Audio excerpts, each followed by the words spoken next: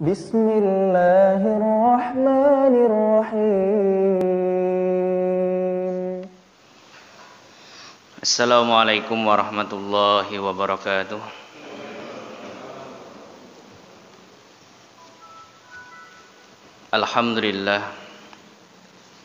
Alhamdulillahilladzi ahyana ba'da ma amatana wa ilaihin nusyur. Wassalatu wassalamu ala habibina rasul wa ala alihi wa ashabihi ajma'in. Hum ahlul khairi ba'du. Alhamdulillah, kita bersyukur kepada Allah Subhanahu wa ta'ala. Di pagi hari ini kita bisa hadir untuk mengikuti kajian setelah sebelumnya kita tadi melaksanakan sholat subuh berjamaah. Hal pertama yang harus kita lakukan adalah bersyukur kepada Allah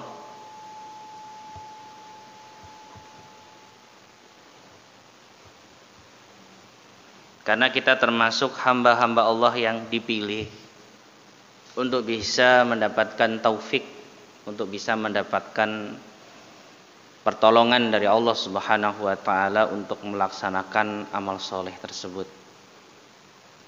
Mungkin banyak dari saudara-saudara kita yang belum dibukakan hatinya oleh Allah untuk bisa hadir ke masjid, untuk bisa melaksanakan sholat berjamaah, terutama sholat subuh. Masih banyak mungkin saudara-saudara kita yang belum terbuka hatinya untuk belajar, mendalami agama yang dianutnya. Tetapi bapak-bapak adalah orang-orang yang dipilih oleh Allah Subhanahu wa ta'ala. Allah Subhanahu wa ta'ala sangat memuliakan tulabul ilmi, orang-orang yang mencari ilmu, sehingga disandarkan kata tulabul ilmi atau orang yang berilmu dengan para malaikat-malaikat yang mulia. Syahidallahu annahu la ilaha illa huwa wal malaikah wa ulul ilmi. Sehingga ini suatu hal yang memang harus sangat-sangat kita syukuri, ya. Tetapi kita nggak boleh merasa ujub, merasa lebih baik daripada mungkin saudara-saudara kita yang belum diberikan hidayah oleh Allah Subhanahu wa ta'ala. Justru itu mereka adalah ladang amal kita. Man dalla ala khairin, orang yang menunjukkan suatu kebaikan, maka baginya pahala seperti kebaikan yang dilakukan oleh orang yang dia tunjuki kebaikan tersebut. Maka oleh karena itu, ini saya hitung jemaah Al-Ikhlas ini yang hadir sekarang ini 10.000. Amin, amin, amin. Insya Allah 10.000 orang ini akan, karena kita ngitung sama malaikatnya juga Pak, makanya kelihatan banyak ya. Saya ingin jamaah-jamaah ini nanti pulang ke masjid, duduk di depan rumahnya sambil ngobrol sama tetangganya. Pak, di Al-Ikhlas ada kajian, ayo ikut yuk ke sana, ikut kajian, ya. Ini kita pingin kebaikan-kebaikan yang diberikan oleh Allah kepada kita ini tidak hanya bisa kita nikmati, tetapi juga bisa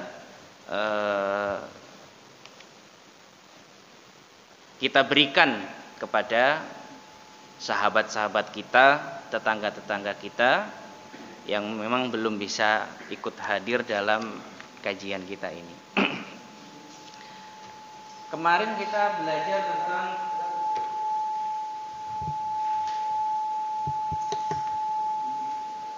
auqatus shalah atau waktu-waktu kita salat.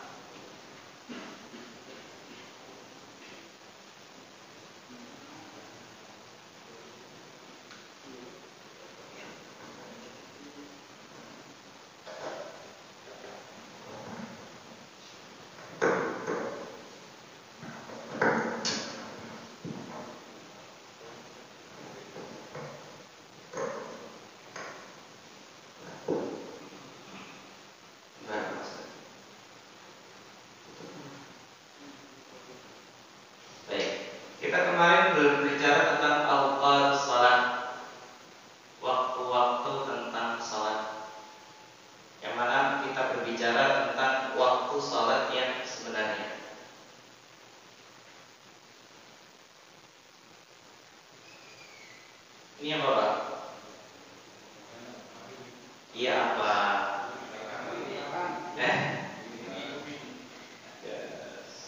Nalar mesti. Apa ini? Bumi.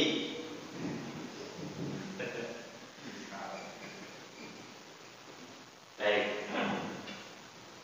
Ini siapa ini? Baik. Waktu kita kemarin belajar tentang waktu salat ya. Waktu zuhur itu adalah ketika zawal syams, matahari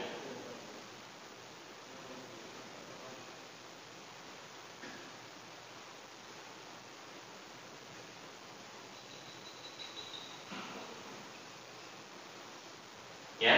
Waktu zuhur kemarin adalah ketika matahari condong ke arah barat, anggap ini arah barat ya. Jadi matahari di sini, anggap ini tengah. Sehingga ketika matahari sudah condong ke arah barat, ke barat sini ya harusnya. Kalau fakta ya, ini kan utara ya.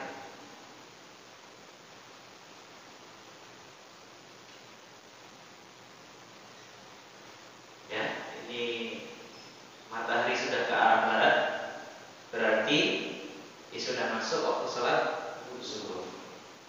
Baik. Kemudian waktu sholat asar, matahari kana dhillu kulli syai'in mislahu jumhur. Ketika matahari bayangannya sama dengan benda tersebut. Tapi menurut Imam Abu Hanifah, bayangan satu bendanya 2 kali lipat dari panjang benda tersebut. Kira-kira matahari berarti di sini. Karena Imam Abu Hanifah harus memanjangkan waktu zuhur daripada waktu asar. Kalau tengah itu di sini, mataharinya harus lebih dari separuhnya di sini kira-kira. Ini masuk dari waktu sholat asar. Kemudian waktu sholat maghrib, ini ketika matahari tenggelam. Ini waktu sholat maghrib. Ya. Waktu sholat isya, ketika matahari sudah tidak bisa menampakkan awan-awan merah, karena matahari itu ketika masih di sini Pak, masih di bawah sini, ini awan-awan ini masih terkena sinarnya. Terus semakin matahari turun, maka awan-awan ini akan semakin menghitam. Disebut dengan asyafaq, mega merah. Ketika syafaq ini hilang, maka masuk waktu salat isya. Ya, masuk waktu sholat subuh.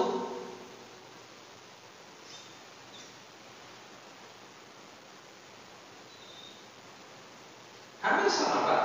Ketika apa? Awan sudah mulai terlihat sinar matahari dari bawah. Lihat, sinar matahari hilang, sinar matahari pun muncul. Sinarnya saja yang terkena awan. Ya. Kemudian waktu sholat subuh dari sini selesai waktu sholat subuh saat tulu isyams. Lihat, hanya sedikit saja bagian matahari yang kelihatan. Itu disebut dengan tulu, munculnya matahari. Makanya ini namanya ufuk. Ufuk itu arah timur kita melihat. Bapak kalau ke pantai atas gunung melihat ke arah timur, tepat jarak pandang Bapak sampai arah timur, itulah yang disebut dengan apa? Ufuk. Ya, jadi tempat mataharinya keluar itu namanya adalah ufuk. Jadi ketika matahari kelihatan sedikit saja, berarti ini sudah bolong, sudah keluar waktu sholat subuh. Jadi gambaran waktu sholat itu seperti ini. Jadi pada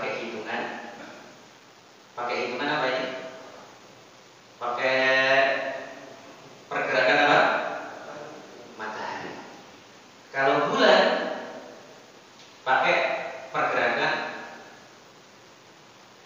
Bapak bulannya apa sekarang? Sekarang bulan apa? Oktober. Pakai pergerakan apa bulan? Bulan pakai pergerakan matahari. Ini namanya salah kaprah. Harusnya kalau bulan pergerakannya pakai bulan. Allah berfirman, yas'alunaka 'anil ahillah qul hiya mawaqitu linnas. Bertanya manusia, orang-orang bertanya kepada Anda wahai Muhammad tentang masalah hilal, bulan sabit. Qul hiya mawaqitu linnas, itu menjadi waktu bagi manusia. Waktu apa?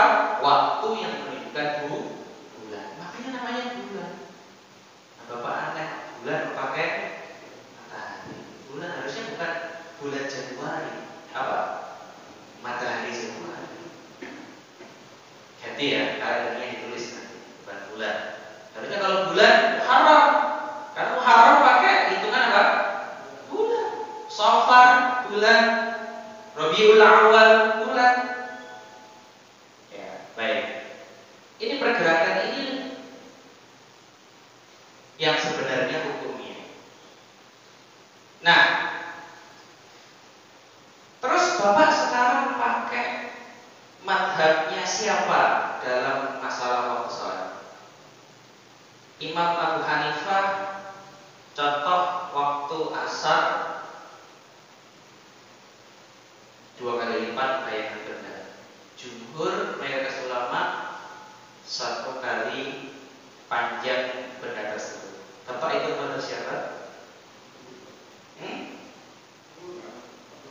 Bapak ikut madhab Kementerian Agama. Pakai hisab, pakai ini apa jam?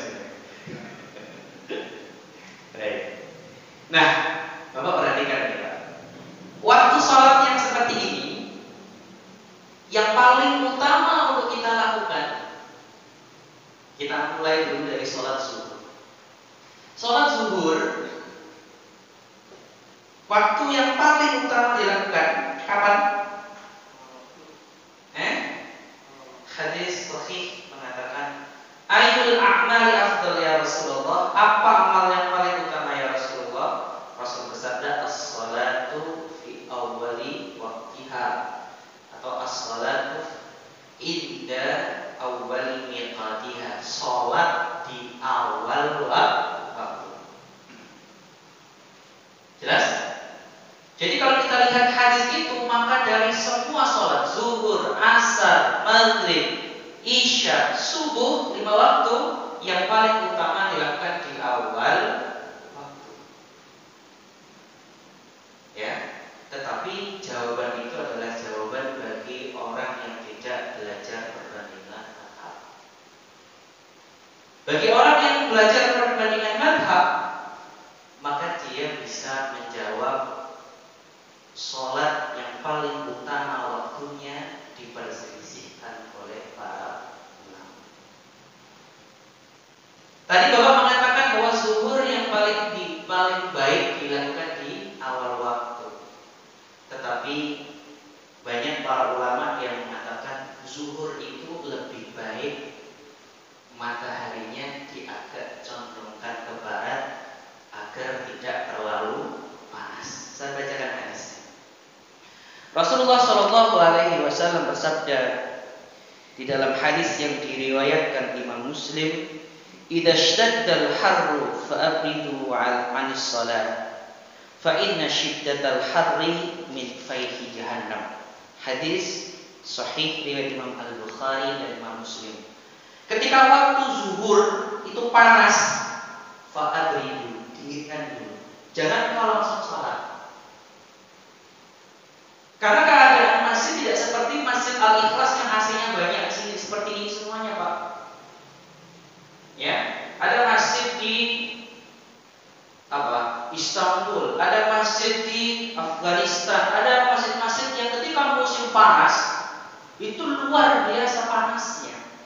Sehingga di dalam masalah afdhaliyatus shalah, waktu salat yang paling utama untuk waktu salat zuhur, ini ulama lebih baik agak sedikit kita dinginkan dengan menunggu matahari agak condong ke barat. Kira-kira jam berapa Pak? Matahari tidak terlalu panas. Jam 4.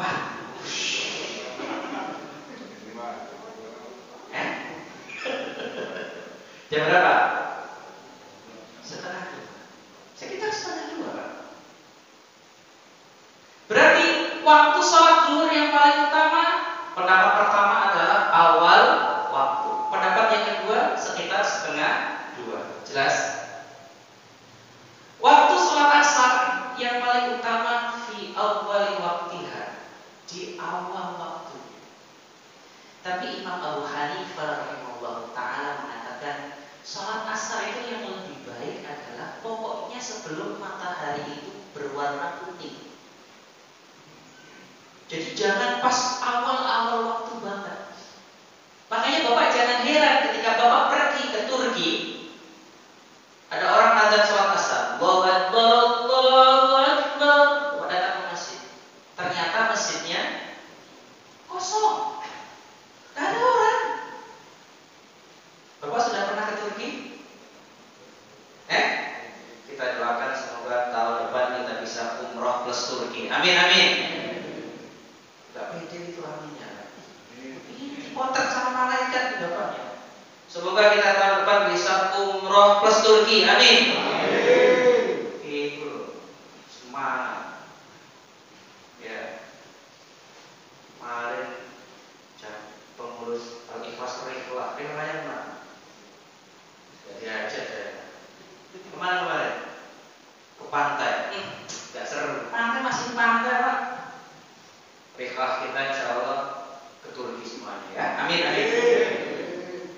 Jadi ketika kita nanti di sana jangan kaget seperti itu, karena memang Imam Abu Hanifah rahimahullah ta'ala mengatakan bahwa waktu sholat itu lebih baik qabla an tasfirra asy-syamsu, sebelum matahari itu menguning.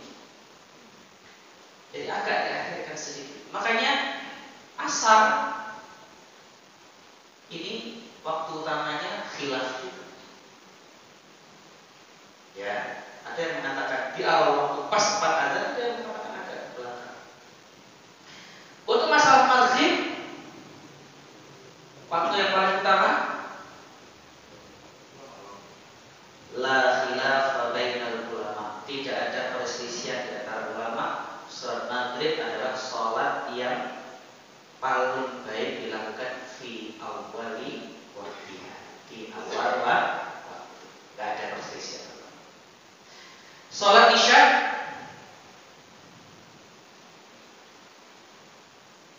yang paling utama dilakukan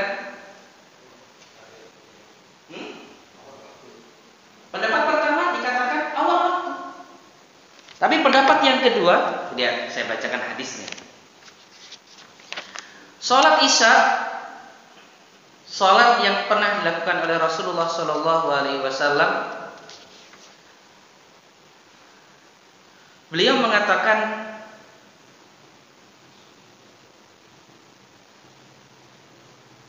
dan ini adalah pendapat Imam Abu Hanifah. Salat isya itu paling baik dilakukan adalah di sepertiga malam atau di separuh malam. Saya bacakan hadisnya. Ada hadis sahih diriwayatkan oleh Imam Abu Dawud, Imam An-Nasai, Ibnu Majah dan Al-Baihaqi. Rasulullah bersabda, "Laula an asyqa ala ummati." Kalau saja aku tidak mau memberatkan umatku, la akhartu hadhihi shalah, aku akan mengakhirkan waktu salat ini, yaitu salat isya, ila nisfil lail, sampai separuhnya malam. Hadis sahih. Gimana Al-Ikhlas? Mau nyoba? Habis salat isya, adzan salat isya, tetap di rumah nunggu tengah malam baru datang untuk melaksanakan salat isya. Makanya akhi, Madhab Abu Hanifah ini madhab yang paling banyak menggunakan takhir salat sebagai afdalil waktu. Akhir salat malah dijadikan waktu yang paling utama. Ya, ini waktu salat isya. Jadi waktu salat isya itu yang paling utama thulutsan, sepertiganya atau nisfahu, setengahnya. Sekitar jam 11 malam. Ini apa? Perbedaan ulama dalam masalah waktu salat isya. Kemudian waktu salat subuh. Paling utama, Bapak jawabnya fi awali waktiha. Kan memang hadisnya memang ada seperti itu. Tetapi sekali lagi, kalau antum ke Turki, antum akan kaget bahwa ketika azan subuh itu berkumandang, belum ada orang yang datang ke masjid. Nunggunya lama banget baru ada sholat subuh. Kenapa? Karena sekali lagi, madhabnya Imam Abu Hanifah rahimahullah ta'ala mengatakan waktu subuh itu yang paling utama. Lihat hadis sahih riwayat Imam Abu Daud, Imam At-Tirmidzi, asfiru bis subhi, lakukanlah salat subuh ketika sudah terang, seorang sudah bisa melihat jalanan itu, bisa seorang sudah bisa melihat jalanan yang dia lewati. Ustaz, sekarang ada lampu. Bayangkan kalau dunia ini gelap. Bapak datang sholat subuh tadi ke sini, kira-kira bisa jalan nggak kalau gelap? Tidak bisa. Tanpa penerangan lampu nggak bisa. Kata Rasulullah Shallallahu Alaihi Wasallam, asfiru bis subhi. Ketika engkau mau sholat, tunggu dulu sampai orang-orang bisa agak sedikit terang, bisa berjalan. Ya. Tapi terangnya nggak sampai matahari keluar, Pak. Ya. Fakullama asfartum fahuwa a'zamu lil ajri. Semakin engkau terang, semakin engkau banyak dapat pahala. Makanya di Turki habis sholat subuh, Bapak keluar masjid sudah sangat terang. Karena sholat subuhnya kubail at-tulu, sedikit sebelum matahari muncul. Inilah khilaf dalam ulama kita. Makanya Bapak hidup di Indonesia tidak merasakan seperti ini. Ketika Bapak nanti keluar negeri melihat sahabat-sahabat kita yang bermadzhab Imam Abu Hanifah, maka Bapak akan melihat bahwa ternyata waktu sholat bagi pemeluk madzhab Imam Abu Hanifah itu hampir semuanya fi awakhir sholat, agak sedikit diakhirkan dari waktu yang pertama. Ini apa?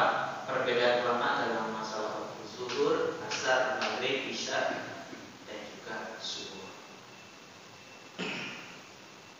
Selanjutnya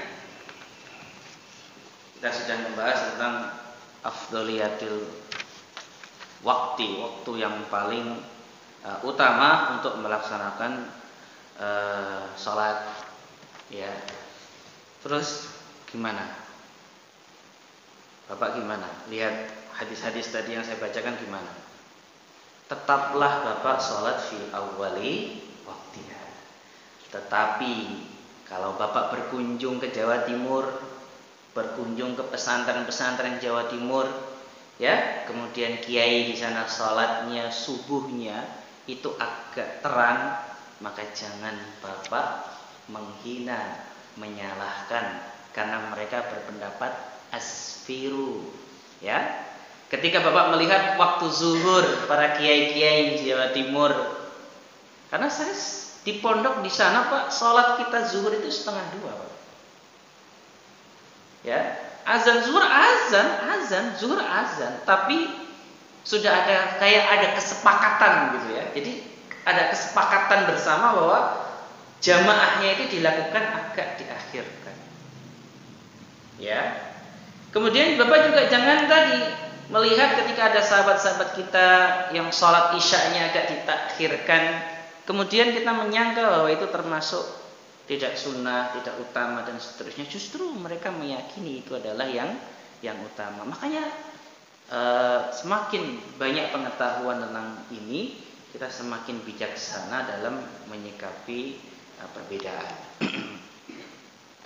Selanjutnya di al-faslu ats-tsani, fasal yang kedua, kita akan masuk pada awqatud darurah, waktu-waktu darurat. Ini penting. Ini penting. Bapak sebagai kepala keluarga, sebagai ayah, sebagai suami, sebagai kakak dari adik perempuannya harus paham awqatud darurah, waktu-waktu darurat. Kenapa?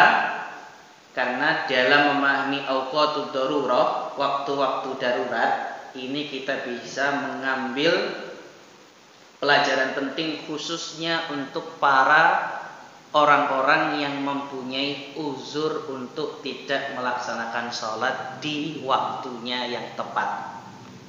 Lihat, para ulama mengatakan bahwa awqatud darurah, waktu darurat, waktu darurat ini ada pertama waktu zuhur sampai waktu maghrib. Ini waktu darurat yang pertama.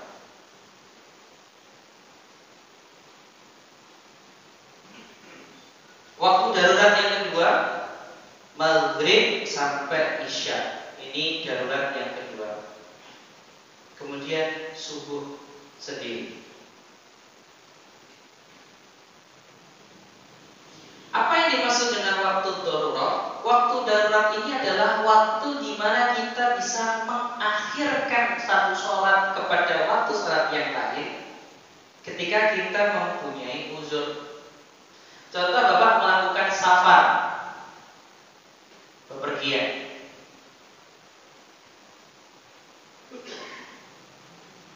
Ketika Bapak melakukan bepergian, Bapak bisa menjamak antara waktu sholat zuhur dengan sholat asar.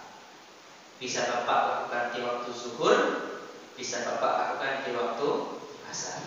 Ini namanya waktu darurat. Ya, saya ajarin sedikit, nanti kita masuk ke babnya, tapi nggak apa-apa sebagai pengetahuan. Ketika Bapak safarnya, nih lihat, ketika Bapak safarnya, waktu sholat sudah masuk, maka Bapak lebih baik jamak takdim.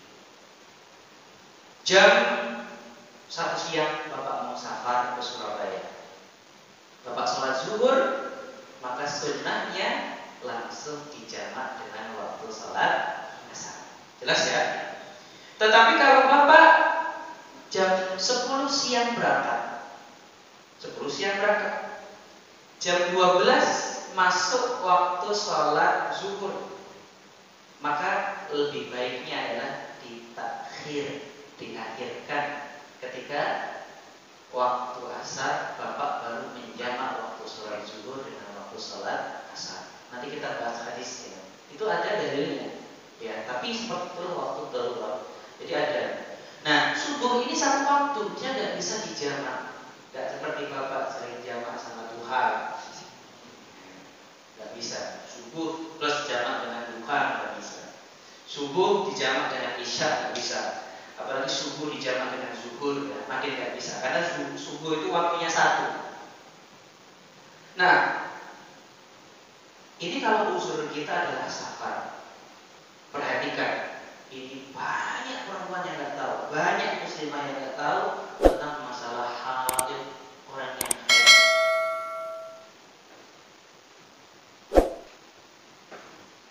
Masya Allah, sedih kan? Ini saya sedih. Suami nggak mau ngajar karena nggak tahu, bapak juga nggak ngajarin putrinya gara-gara nggak tahu. Ya, setelah detik ini sampaikan ini ke istrinya. Ketika seorang perempuan haid, ya, kemudian selesai haidnya di waktu asar jam 4 sore, haidnya selesai. Jam 4 sore haidnya selesai. Maka kan dia wajib sholat nih Pak. Sholat apa yang harus dilakukan? Inilah kesalahan kita. Dia wajib melaksanakan sholat zuhur dan sholat asar. Tolong ini disampaikan ke istri. Karena zuhur dan waktu asar para ulama mengatakan ini kedua waktu ini adalah waktu yang satu dalam waktu darurat, sedangkan orang haid termasuk orang yang dalam kategori darurat. Ya, jadi bukan hanya waktu asarnya saja yang diqadha, yang dilakukan, tapi dia juga wajib melaksanakan sholat zuhur. Kecuali ketika dia sucinya pas, hampir maghrib, hanya cukup untuk melaksanakan sholat asar, maka dia hanya wajib melaksanakan sholat asar.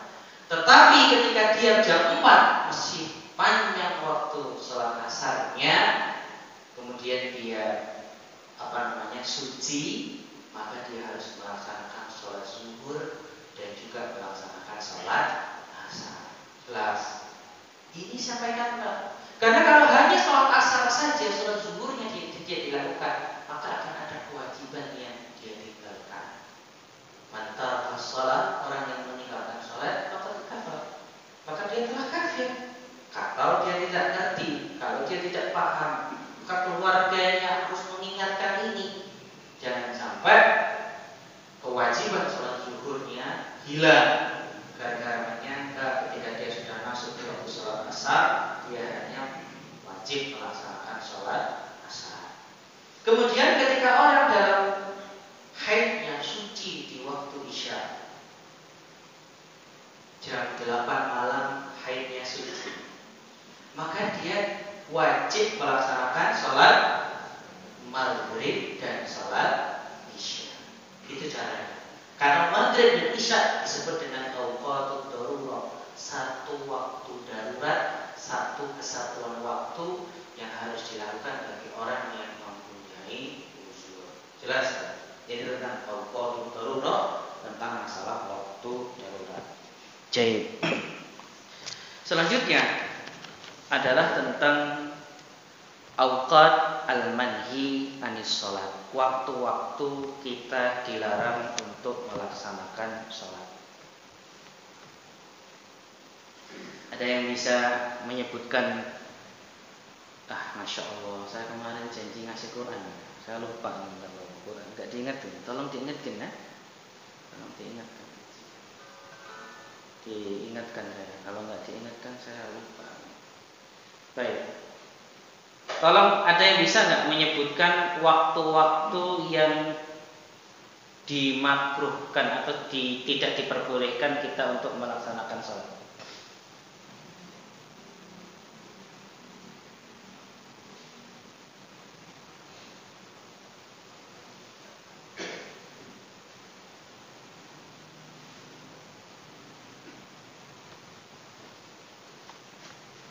Jadi kalau kita bicara tentang awqatul karohah atau waktu-waktu yang dimakruhkan atau waktu-waktu yang kita tidak diperbolehkan untuk melaksanakan sholat,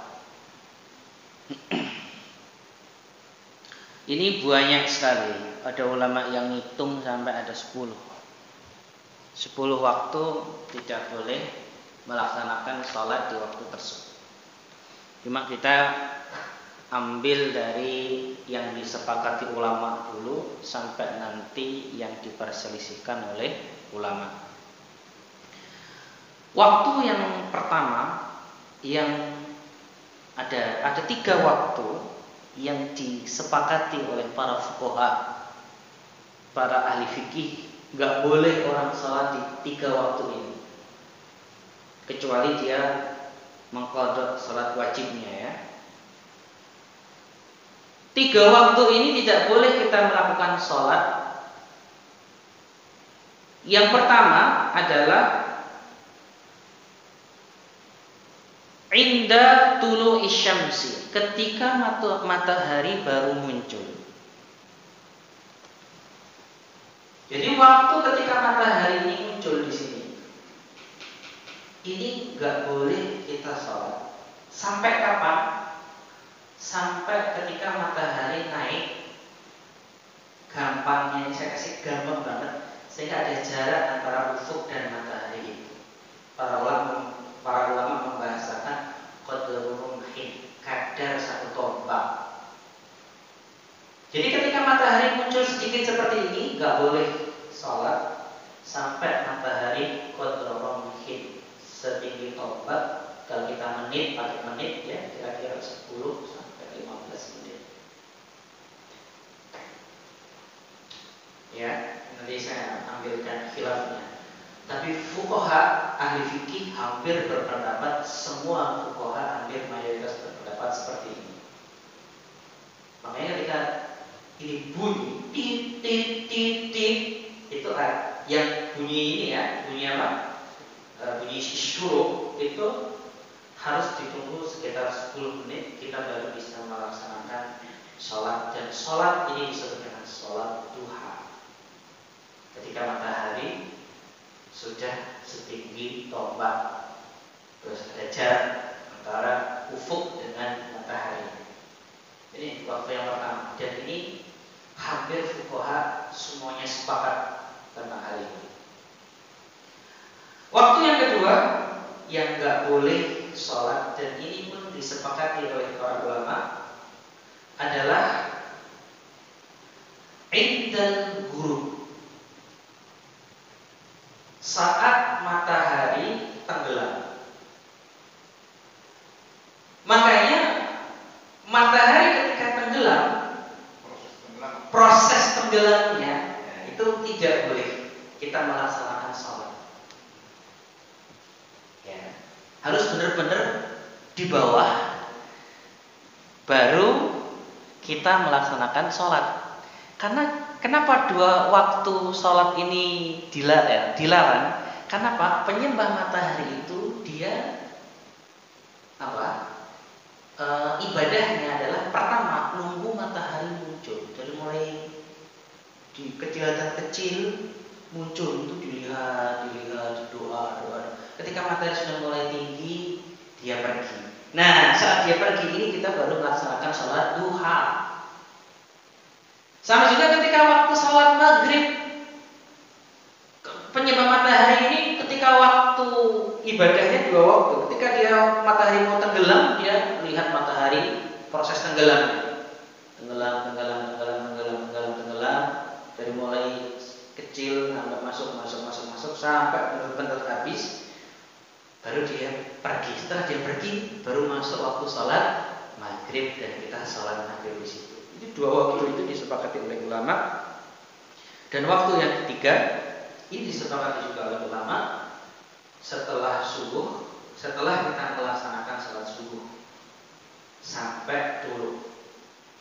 Jadi setelah subuh sampai dulu, sampai munculnya, sampai matahari muncul dan muncul sampai setinggi tombak. Kemudian waktu yang ketiga adalah ketika matahari itu tenggelam. Ini hampir ulama sepakat. Nah, yang menjadi perbedaan ulama, ya, ini mulai masuk ke perbedaan ulama. Kalau yang ketiga waktu ini hampir mayoritas ulama sepakat. Yang menjadi perbedaan ulama adalah tambahan dari tiga waktu ini. Tambahan yang pertama muncul dari mazhab Maliki dan mazhab Syafi'i. Ulama dalam mazhab ini berpendapat bahwa ditambah tiga waktu ini dengan al-waktu ba'da sholatil asri, waktu setelah sholat asar. Di situ. Setelah kita melaksanakan sholat asar, kita nggak boleh sholat sunnah mutlak, nggak boleh sholat, apalagi semangat jamaah al-ikhlas, sholat sunnah ba'diyah asar, nggak ada. Perhatikan, mana dalil bahwa sholat setelah asar itu nggak boleh. Hadis sahih riwayat Imam Muslim. Thalathu sa'atin kana Rasul sallallahu alaihi wasallam yanhana an nusalli fiha. Ada 3 waktu yang dimana Rasulullah sallallahu alaihi wasallam melarang kita untuk melaksanakan salat. Hina tatlu'u syamsu bazighatan hatta tartafi'a. Ketika matahari itu muncul sampai matahari tinggi atau sampai matahari itu terangkat. Waktu yang pertama, waktu tuluk itu. Yang kedua, wahina tadifu syamsu lil ghurub, dan ketika matahari ini hendak akan tenggelam.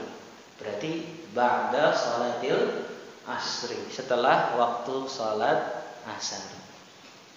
Tetapi ada satu hadis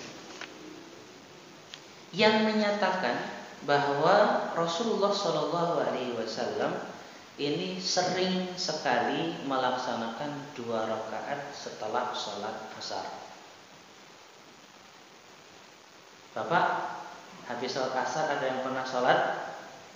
Pak, ada salat nggak setelah salat asar? Nggak ada kan?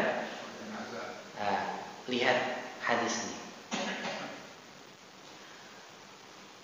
Hadis dari Ummul Mukminin Aisyah radhiyallahu anha, diriwayatkan oleh Imam Al-Bukhari dan juga Imam Muslim.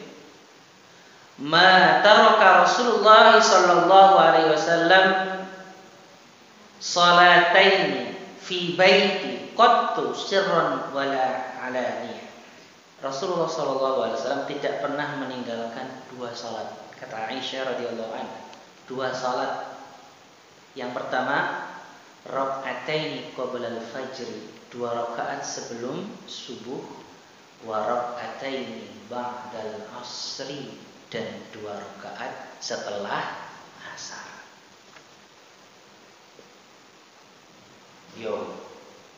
Sekarang saya tanya ini jemaah Masjid Al-Ikhlas. Hadis yang pertama tadi, Rasul melarang orang sholat setelah asar.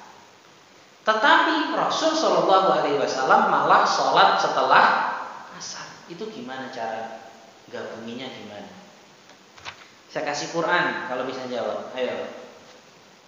Udah hadiah Quran, hadiah terbaik, Pak. Ayo, siapa yang bisa jawab? Hadis yang pertama mengatakan Rasul tidak melaksanakan. Rasul melarang orang sholat setelah asar.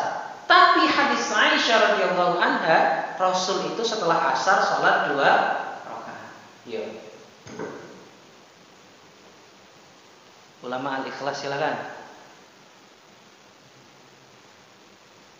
Saya kira bukan sunat rawatib. Silakan. Iya. Terus?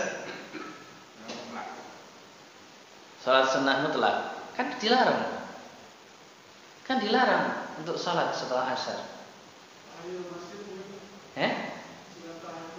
Orang di rumah kok sholatnya. Kata Aisyah radhiyallahu anha, "Sholataini fi baiti." Sholatnya di rumahku, kata Aisyah. Dan sholatnya setelah asar. Waktunya kan gimana? Waktunya menjelang tergelincirnya, proses tergelincirnya tenggelamnya matahari itu yang tidak boleh, yang tidak dilakukan sholat.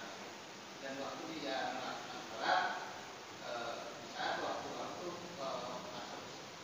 matahari sebelum tergelincir. Masuk akal. Bapak siapa namanya? Emak. Pak Eman. Nah, saya punya hutang Quran 2 ya. Ya, diingatkan. Diingatkan. Itu sudah membatasi sholat apa saja.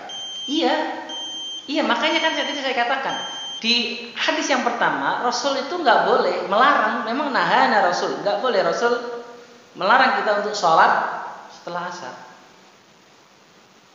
Tetapi hadis yang kedua Rasul malah sholat 2 rakaat setelah asar.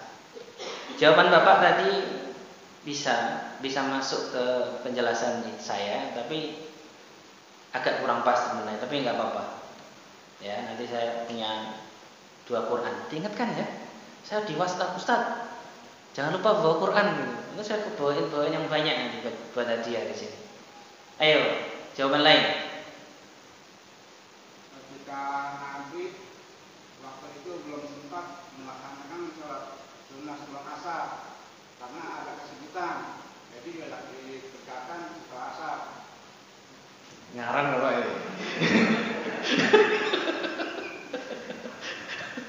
Tapi bagus, Pak. Karangannya bagus sekali. Itu hampir benar, Pak. Hampir benar. Ya, hampir benar, tapi enggak seperti itu. Hampir benar tadi itu. Ayo. Tadi Bapak ini udah jawab hampir benar. Ada yang bisa jawab? Ada kitab yang harus Bapak baca. Nama kitabnya adalah Al-Yawmu An-Nabawi. Keseharian Nabi. Dikarang oleh Al-Ustaz Abdul Wahab Ibn Nasir At-Tari, kalau tidak salah pengarang. Jadi Rasulullah SAW ini membagi waktunya dengan luar biasa.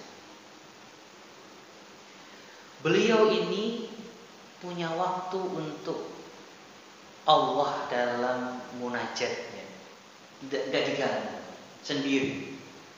Rasul juga punya waktu dengan keluarganya. Rasul juga punya waktu dengan tetangganya, dan Rasul juga punya waktu dengan delegasi dari negara-negara luar atau sahabat-sahabat yang dari jauh. Jadi Nabi Muhammad SAW itu ngebagi waktunya luar biasa. Saya belum pernah ada orang yang memanajemen waktu sehebat itu, ya, sehebat Rasulullah Muhammad SAW. Perhatikan, Rasulullah itu kalau habis subuh, Pak, beliau itu pulang, habis subuh ini pulang, itu keliling ke istri-istrinya, semuanya dikelilingi. Kalau Bapak keliling ke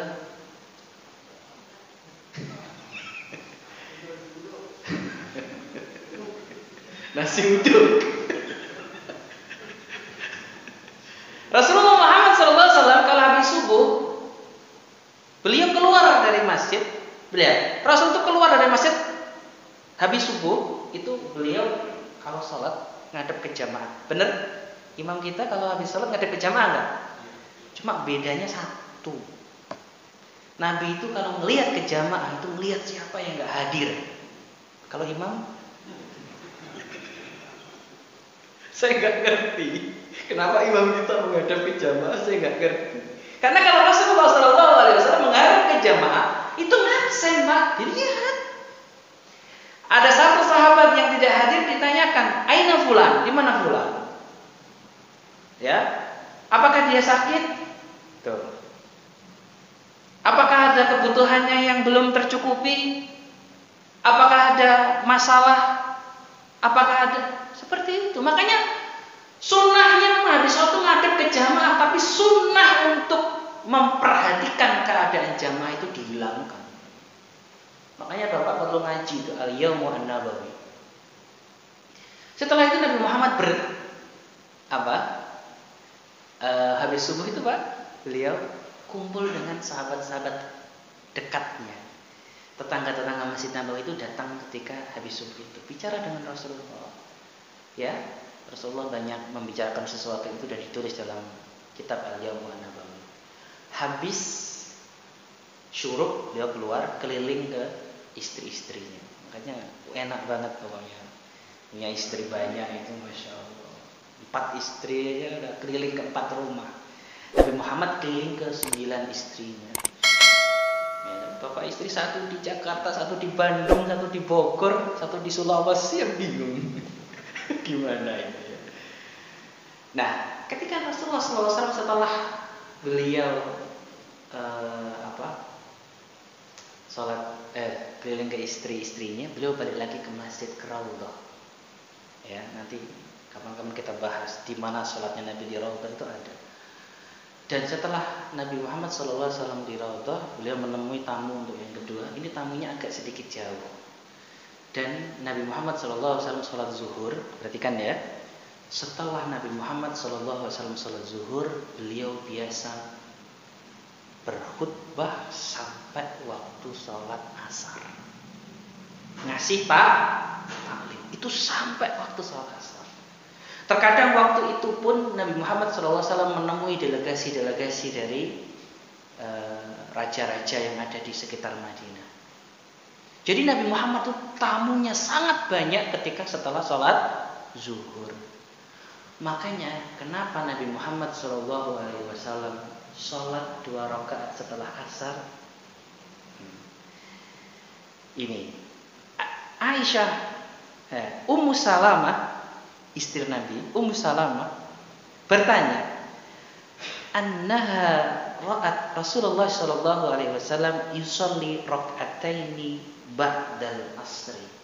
Ummu Salamah itu melihat Rasulullah itu sholat setelah asar. Janggal. Katanya enggak boleh ya Rasulullah sholat setelah asar. Kenapa engkau sholat asar setelah asar? Lihat hadisnya. Innahu atani nasun min Abdul Qais. Banyak tamu yang datang kepadaku dari kabilah Abdul Qais. Fasyaghiruni anir rak'ataini allataini ba'da zuhri. Sehingga aku belum sempat untuk melaksanakan 2 rakaat ba'diyah zuhur. Jadi bukan qobliyah asar. Hampir benar Bapak tadi jawabnya ya. Bapak hampir benar. Tapi ternyata ya Nabi Muhammad belum sempat salat ba'diyah zuhur. Ya, wahuma hatan. Maka oleh karena itulah aku melaksanakan 2 rakaat setelah asar qadhaan, sebagai qadha dari 2 ba'diyah salat zuhur yang tidak sempat dilaksanakan oleh Rasulullah. Maka dari hadis ini ada sebuah dalil yang mengatakan bahwa salat rawatib qobliyah ba'diyah yang sudah mudawamah, sudah kita lakukan terus menerus, kemudian ada uzur kita tidak melakukannya, kita boleh mengqadha rawatib tersebut. Contoh, Bapak datang ke suatu tempat, kemudian nggak ngerti sholat subuhnya jam berapa, tiba-tiba sudah azan, Bapak ke kamar mandi, kemudian Bapak datang ke masjid itu, ketinggalan 1 rakaat, ya, kemudian Bapak setelah sholat subuh, Bapak sholat lagi 2 rakaat sebagai qadha dari 2 rakaat sebelum subuh. Sebagian ulama memperbolehkan seperti itu.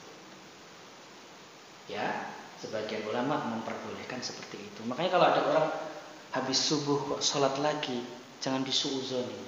Wah, nggak ngerti fikih ini. Jangan-jangan Bapak yang malah nggak ngerti fikih. Ya, jangan disuuzoni. Siapa tahu dia memang ada uzur, tidak sempat melaksanakan sholat qobliyah subuh, kemudian gara-gara sudah menjadi kebiasaannya, dia bisa mengqadhanya. Tapi jangan tiba-tiba ya. Itu bukan kebiasaan qobliyah subuh ya. Emang udah kebiasaan gak pernah qobliyah subuh. Ya kan? Sekali-sekali kita bisa ngelihat, nggak apa-apa. Tiap hari kok sholat ba'diyah subuh suuzon Bapak kita. Jangan-jangan orang nggak ngerti fikih, jangan-jangan bisa seperti itu. Ya, jadi ini waktu yang tidak diperbolehkan. Jadi ditambah waktu apa tadi? Waktu yang pertama ketika matahari muncul. Waktu yang kedua ketika matahari tenggelam. Waktu yang ketiga setelah subuh. Waktu yang keempat setelah asar. Waktu yang kelima adalah ketika matahari tepat di atas kita, ya, tepat di atas kita dan tidak ada bayangan di bawah kita.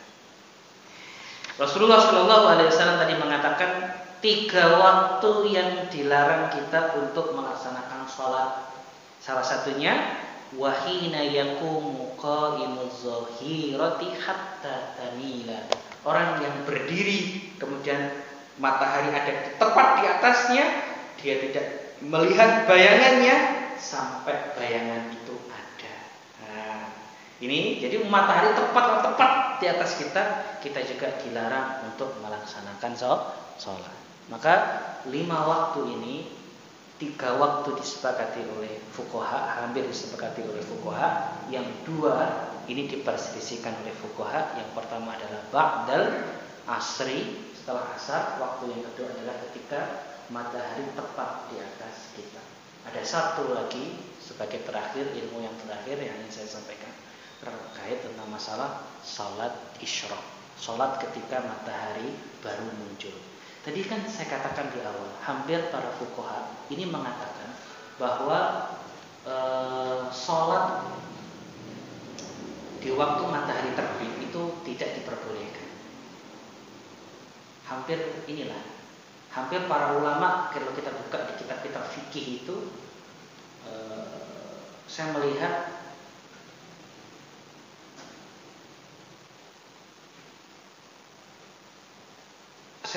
hampir para ulama itu tadi menunggu hampir lebih. Makanya saya kan tadi udah, saya sengaja Pak, saya lebihin. Tapi ada satu salat yang disebut dengan salatul isyraq. Salat tepat ketika matahari itu baru muncul. Saya bacakan hadisnya. Ada satu hadis terkait tentang masalah salat isyraq ini. Jadi pas matahari muncul, kita langsung melaksanakan salat.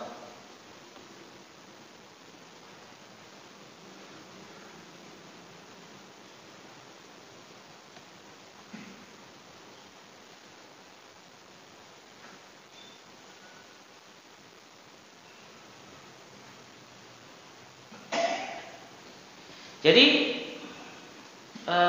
kalau tidak salah riwayatnya ini adalah riwayat dari Imam At-Tirmidzi. Kalau tidak Tirmidzi, Abu Dawud ya, tentang masalah ini nanti bisa dicek kembali bahwa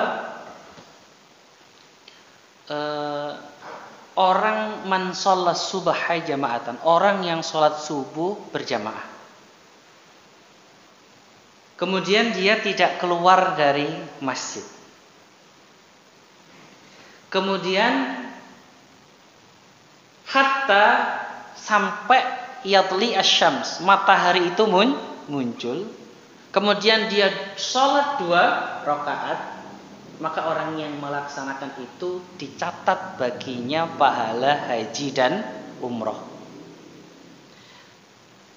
Ini hadis menjelaskan bahwa ternyata ada sholat tepat ketika matahari itu baru muncul. Disebut dengan sholat apa? Sholat isyraq, sholat syuruk.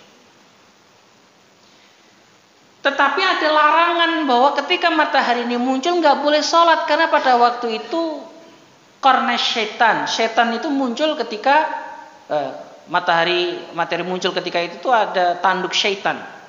Dan juga penyembah matahari juga melakukan ibadah pada waktu itu, sehingga kita nggak boleh menyerupai mereka.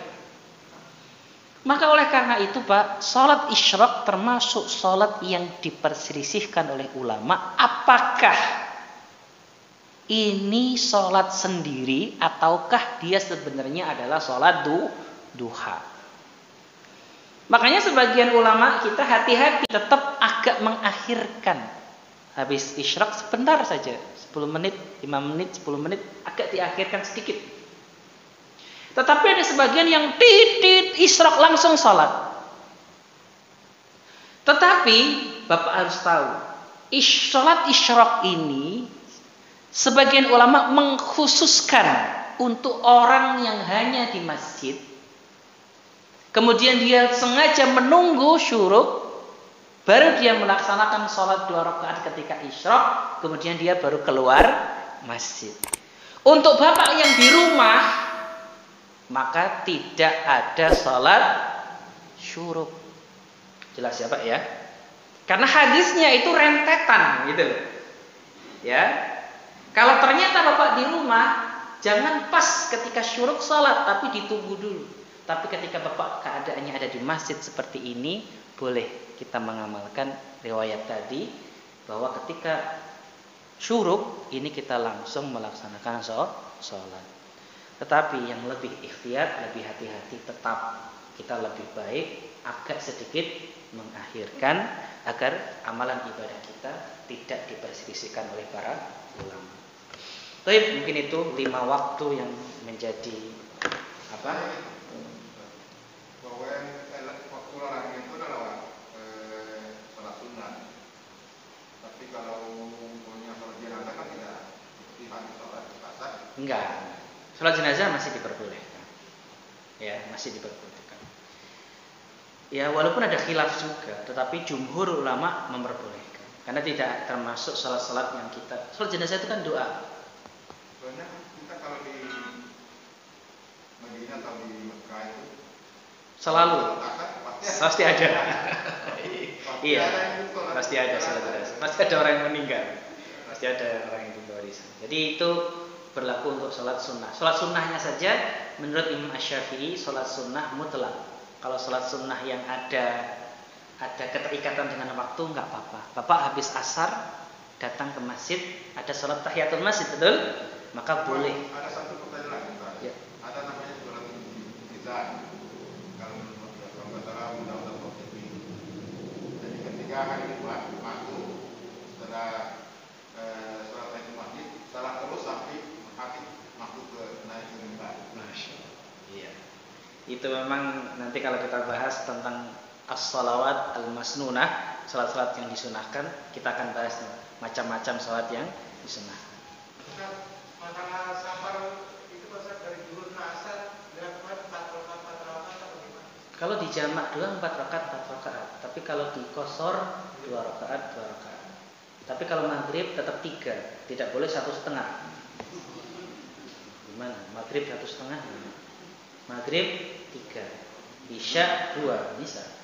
Makanya kalau menggabung itu namanya jamak. Tapi kalau mengurangi namanya qashar. Kita bisa pakai dua-duanya sekaligus. Jamak plus qashar. Atau Bapak mau jamak doang nggak mau qashar, silahkan. Mau qashar doang nggak mau jamak, silahkan. Itu termasuk rukhsah. Tapi yang paling utama adalah di jamak plus di qashar. Itu paling utama. Silakan. Kalau sholat yang lagi itu pada saat dia bersih asar, Ada kewajiban sholat zuhur. dilaksanakan zuhur dulu apa ada zuhur? Zuhur dulu, baru sholat asar. Tertib melaksanakan sholat itu harus menggunakan tertib. Ya, sama dengan orang jamak takhir. Bapak waktu sholat asar mau menjamak, zuhurnya belum. Asar dulu apa zuhur dulu? Zuhur dulu, selalu di tertib. Ya, jadi jangan dibalik asar baru zuhur. Jelas ya? Tapi ada orang yang berpendapat bahwa karena waktunya katanya asar. Enggak. Itu saya enggak. Saya hampir tidak menemukan khilaf dalam masalah tertib. Tapi saya lihat Ustaz satu-satunya hadis yang menerangkan jamak takhir itu waktu Nabi haji itu di Musdalifah. Iya. Jadi maghrib dulu baru isya, Bukan isya dulu baru maghrib. Iya, maghrib dulu isya. Iya, maghrib dulu baru isya. Maghrib dulu baru isya. Tidak dibalik. Ayo. Silakan. Ada lagi? Silakan. Kalau seandainya kan kita tadi membahas masalah waktu sholat menggunakan matahari, dan jika seandainya matahari dalam keadaan tidak terlihat dalam posisi dalam keadaan mendung atau hujan, maka apa perlakuan yang bisa kita? Bapak kan pakai jam sekarang. Kita sekarang pakai jam. Ilmu seperti ini hanya hakikatnya saja. Saya yakin walaupun Bapak belajar kayak gini, nggak ada nanti zuhur ngelihat bayangan. Ini bayangannya udah ke barat apa masih? Bayangannya udah ke timur atau masih di barat nih?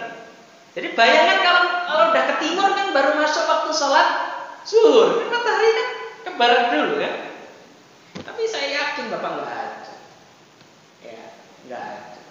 Makanya saya sering ngomong, Pak, ini ngebikin sahabat-sahabat kita di Muhammadiyah itu geram. Kalian dalam masalah sholat nggak ada yang komplain masalah pakai hitungan hisab, pakai hitungan astronomi, pakai hitungan jam. Tapi dalam masalah menentukan bulan, kalian harus nazar ru'yah dulu, harus lihat apa matahari dulu kan. Kata orang paham dia, loh kalian ini masalah sholat nggak ada yang komplain kalau pakai jam. Tapi kalau masalah penentuan bulan geger. Ru'yah nggak terlihat bulannya, kalau bulannya nggak terlihat berarti belum masuk bulan tersebut. Ini makanya. Jadi jawabannya ya kalau nggak ada matahari ya pakai apa? Pakai jam. Orang bapak ada matahari aja tetap pakai jam ya. Pokoknya kalau ibu nggak ada, dia mata-mata. Tapi tahu sekali waktu sholat. Baik, pertanyaan lain. Silakan.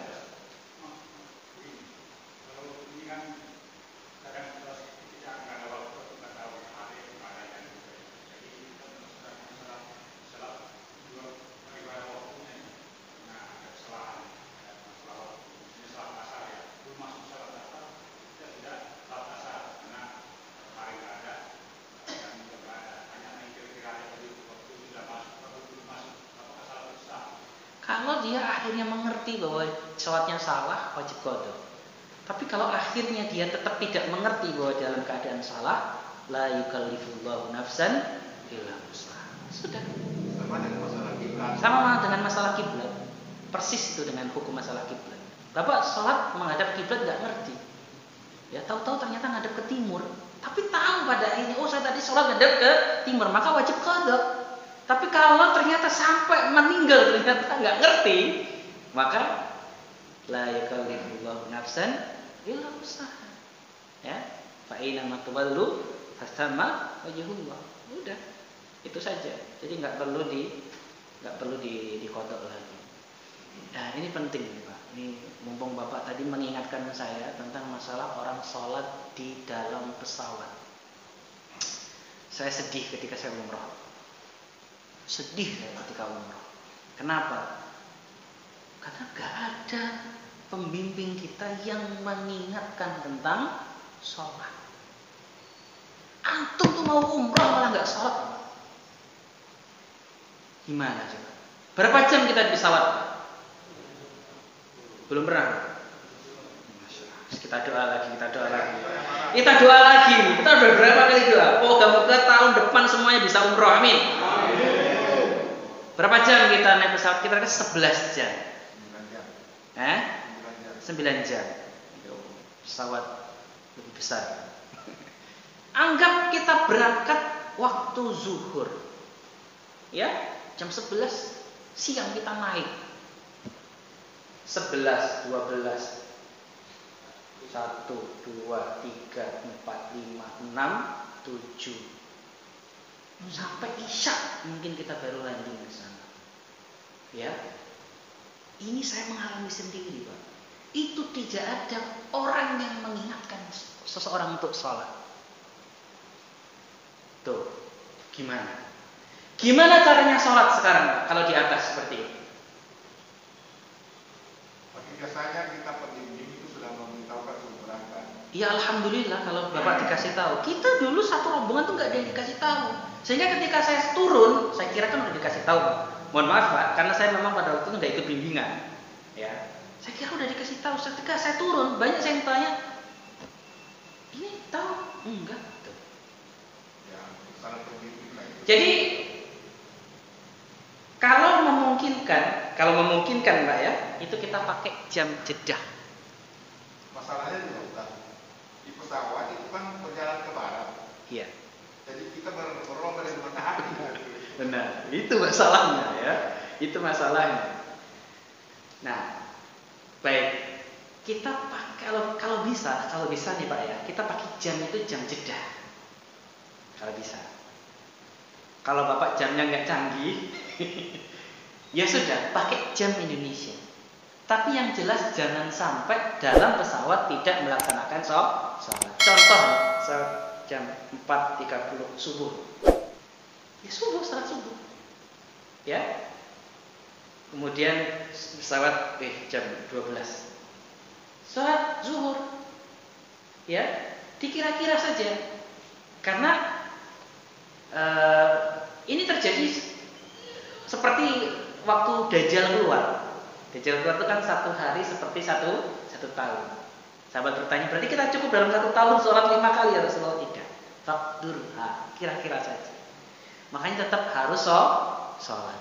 Ya, walaupun kita tadi mungkin belum bisa tepat waktunya. Ternyata begitu nyampe ke sono masih waktu sholat masih sama di sana waktu asar. Ternyata kita di pesawat sudah sholat asar, nggak apa-apa sholat asar lagi di bawah. Tapi jangan sampai yang lain-lainnya itu ditinggal. Jelas ya? Ada pertanyaan lain? Terakhir. Cukup? Kita tutup dengan kafaratul majelis. Subhanallah. Assalamualaikum warahmatullahi wabarakatuh.